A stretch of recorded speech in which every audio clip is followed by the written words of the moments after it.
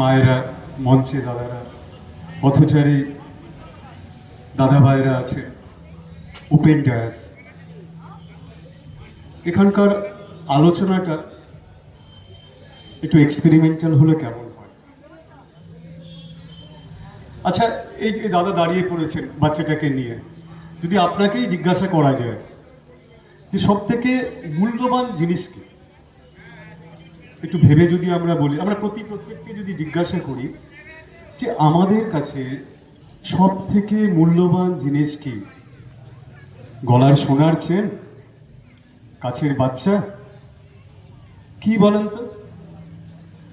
আমি যদি বলে দিই উত্তরটা, তাহলে মিলিয়ে নেবেন যে ঠিকই বললাম। আমরা আমাদের জীবন, এটা সব থেকে মূল্যবান। আমাদের পরিবার, সন্তান সন্ততি, সংসার, এগুলো শাখা প্রশাখা, লাইবিলিটি, কিন্তু আমাদের যে জীবন, আমরা যে অমৃতের সন্তান, এটা সব থেকে বেশি মূল্যবান আমাদের জীবনে।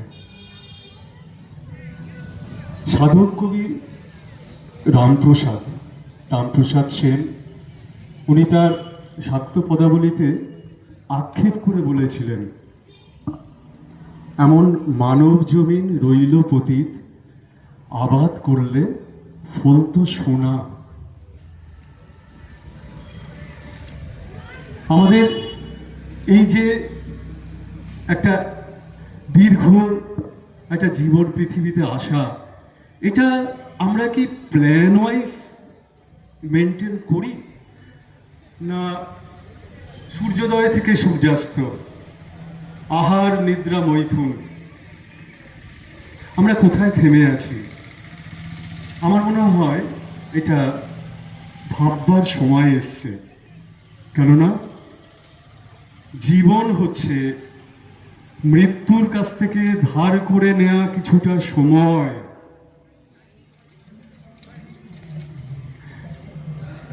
শিশু ভূমিষ্ঠ হওয়ার 9 মাস আগেই তার অ্যালার্টনেস এসে যায়, কিন্তু মৃত্যুর 9 সেকেন্ড আগেও আমরা জানতে পারি না যে আমার জীবন কতটুকু। তো এই লিমিটেড লাইফ পিরিয়ড নিয়ে আমরা একবারও ভেবেছি কি যে আমরা জীবনটা কেমন করে কাটাবো? ত্যাগ, ভোগ, সংসার, আসক্তি সব আছে। সকালবেলা ঘুম থেকে উঠছি, রাত্রিবেলা ঘুমোতে যাচ্ছি, অর্থ উপার্জন, ছেলে মেয়ের পড়াশোনা, গতানুগতিক কিছু খণ্ডচিত্র আমাদের সবার মধ্যে আছে। যারা এখানে বসে আছি, যারা রাস্তা দিয়ে যাচ্ছি, যারা ঘর থেকে শুনছি, প্রত্যেকের মধ্যেই এই জিনিসটা একই রকমভাবে রুটিন ওয়াইজ চলে যাচ্ছে, আর এইভাবেই পতিত রয়ে যাচ্ছে, মানব জীবনটা পতিত রয়ে যাচ্ছে। আর এই জীবন মানেই সংসার, সংসার মানেই আসক্তি। পরম পুরুষ শ্রী রামকৃষ্ণদেব তার কথামৃতে খুব সুন্দর একটা গল্পের মাধ্যমে দেখিয়েছিলেন যে আসক্তি আমাদের কোন জায়গায় পৌঁছে দিতে পারে। শুনুন তাহলে। একজন সাধু, বয়স্ক সাধু, তার এক শিষ্যকে নিয়ে চলছিলেন। হঠাৎ তার মনে হলো যে সে যেন এই গ্রামেরই প্রান্তে একটা জায়গায় পর্ণকুটির করে থেকে যায় এবং সেখানে ঈশ্বরের সাধনা করেন এবং তার জ্ঞান যোগ প্রাপ্তি হয় বলে তাকে রেখে তার সেই গুরুদেব উনি চলে গেলেন। এরপর কি হলো দেখুন, স্টেপ বাই স্টেপ।